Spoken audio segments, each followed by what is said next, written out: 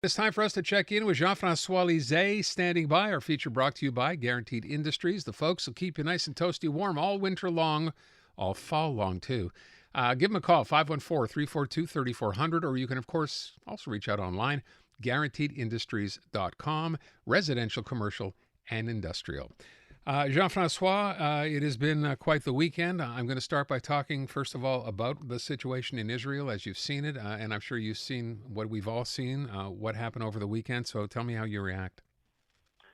Well, my reaction is that we are witnessing a manufacture of despair and violence. And I'm always the optimist. And I thought that if in Northern Ireland we could get an agreement, if we could batter apartheid in South Africa, at some point we could have peace between Palestinians and Israelis. And it seems to be so intractable that this will not happen in our lifetimes. And I think we'll live pretty long lives, Aaron, you and I. And this circle of violence and despair is horrible for all parties. Now, this weekend, Hamas is the incarnation of evil. Clearly, the incarnation of evil. These people are not even disdainful of human life, but they're disdainful of their own population. I mean, it was completely predictable that this attack, this coordinated attack, with or without the atrocities, would result in a massive Israeli country offensive that would destroy lives, families, livelihoods of the 2 million Palestinians that are under a dictatorship. And so it's another notch in the inability of human beings and to try and put the dignity of life before political aims. And I thought that other examples that I quoted seem to point that there is something basic in humanity that after a while of destruction and misery, new generations would rise up and say, okay, let's do something else. And we don't seem to be able to find in Israel and Palestinians a generation that can reach that. And it makes me very sad. I was going to ask you as I listened to you, and I agree with so much of what you said. Is there, I mean, after what happened over the weekend, I said when I first watched it on Saturday morning and I saw the number of 100 Israelis dead, I thought to myself, oh my God, this is one of the worst disasters this country has ever suffered. And now, of course, we're talking about 900 dead and we're still counting and 100 hostages plus taken. And I think to myself, the greatest irony here for people who talk about peace in the Middle East is what you just said. How can you perpetrate that kind of a horrendous, barbaric act and include the word peace in a discussion? Well, you can't. And the point of Hamas is not to get peace. The point of Hamas that we can understand, if we can understand it, is that the isolation of Palestinians by the Arab world, country by country, normalizing relations with Israel, is part of the path to despair. And so Iran, Qatar, and probably with help from Putin on the intelligence side and the cybernetic side, made Hamas do this to try and derail what would be a game changer, normalization of relations between Saudi Arabia and Israel. And it probably will postpone it somewhat, maybe a year or two.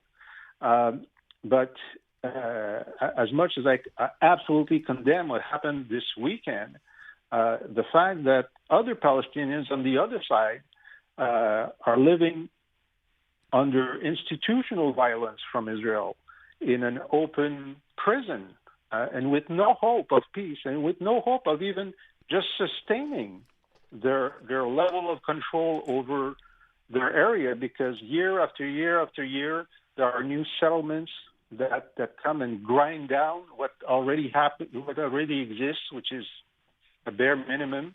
I mean, this is spiral of despair. This is what makes me so so pessimistic. Well, to that end, then, you have to ask the question, is this about the political sort of mindset in Israel right now, this right-wing government, some would call it extremely right-wing government? Does this change when a government changes? Do you see any hope of that? Well, I long, and I'm going to write about this tomorrow in Le Devoir, in 2000, were it not have been for Arafat's refusal to sign the deal that Clinton had hammered in, we wouldn't live this period that we live in. Since 2000, it's been polarization on both sides. In 2000, Hamas existed, didn't control Gaza.